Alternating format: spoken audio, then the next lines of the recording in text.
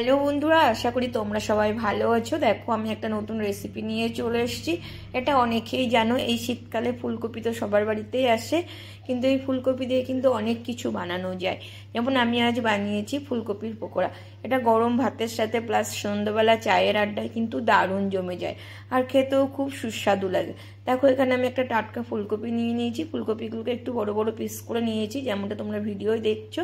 আমি কেটে ভালো করে ধুয়ে নিয়েছি।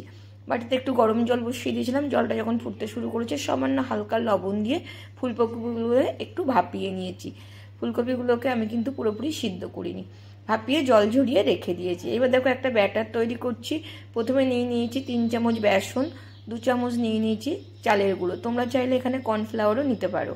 তারপর দেখো প্রয়োজন মতো হলুদ গুঁড়ো, লবণ, লঙ্কার গুঁড়ো নিয়েছি। এটা খেতে কিন্তু দারুণ লাগে। কে কে এটা বানিয়ে খাও আমাকে একটু কমেন্ট করে জানাবে। আমি সামান্য একটু চিনি দিয়েছি, তোমরা চাইলে না দিতেও পারো। একটু আদা বাটা দিয়েছি, যেহেতু আমি এটা নিরামিষের দিনেই বানিয়েছিলাম, ওই জন্য কোনো রসুন বাটা দিইনি। দিয়ে দিয়েছি 1 চামচ সোয়া সস, 1/2 চামচ ভিনিগার দিয়ে দেখো আমি আগে ভালো করে সবগুলোকে মিক্স করে নিয়ে অল্প অল্প জল দিয়ে একটা মোটামুটি ব্যাটার বানিয়ে নেব। খুব হালকা করব না, যাতে ফুলকপির গায়ে লাগে সেরকম বুঝে একটা আমি ব্যাটার এটা তৈরি করে নেব। ঠিক দেখো কনসিস্টেন্সিটা কতটা হলো, ঘনত্বটা দেখে নাও একটু। ঠিক এরকমই করবে, বেশি পাতলা করলে কিন্তু কপির গায়ে লাগবে না, একটু মোটা করে নেবে। এবার কি করলাম, আমি কপিগুলোকে ভালো করে সব গায়ে ভালো করে মাখিয়ে নেব। দিয়ে আমি কিছুক্ষণ এইভাবে রেখে দেব, 10 মিনিট এইভাবে রেখে দেবো। তোমরা চাইলে সঙ্গে সঙ্গেও ভেজে নিতে পারো, আমার হাতে টাইম ছিল তাই আমি এটা 10 মিনিট রেখে দিয়েছিলাম। দেখো কত সুন্দর কপির গায়েগুলো ভালো করে মেখে গেছে। আমি সামান্য দিয়ে দিচ্ছি এই সময় গোলমরিচ গুঁড়ো। আগে দিতেও পর আমি ভুলে গেছিলাম, দিয়ে এখন একটু গোলমরিচ গুঁড়ো দিয়ে আবার একটু মাখিয়ে নিলাম। দেখো কড়াইতে সাদা তেল দিয়ে দিচ্ছি। তেলটা কিন্তু ভালো করে গরম করে নেবে। তেলটা কিন্তু গরম না হলে কপিগুলো কড়াইতে লেগে যাবে, ভালো উঠতে চাইবে না।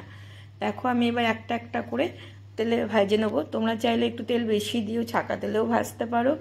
আমি কিন্তু দেখো অল্প অল্প করে দিয়ে দেবো, দিয়ে অল্প অল্প করে ভেজে নেবো।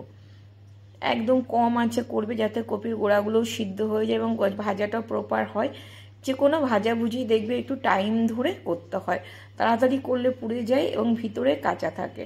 একটু আস্তে আস্তে সময় ধরে করে নেবে। দেখো আমার এক পিঠ ভাজা হয়ে গেছে, আমি উল্টে নিয়েছি। এবার কিন্তু আমি দেখো সব উল্টে গোড়ার দিকগুলো দিয়ে দিয়েছি। কপির যে গোড়া শক্ত ডাটির দিকটা, ওই দিকটা দিয়ে দিয়েছি, তাহলে ভালো করে ভাজা হয়, সিদ্ধ হয়। ওগুলো আমি তুলে নিয়েছি। দেখো আবার বসিয়ে দিয়েছি।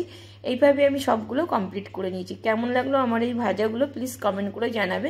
ভালো লাগলে একটা লাইক কমেন্ট করবে। আমার ভিডিও দেখার জন্য তোমাদের অসংখ্য ধন্যবাদ। টাটা, সবাই আমার পাশে থেকে।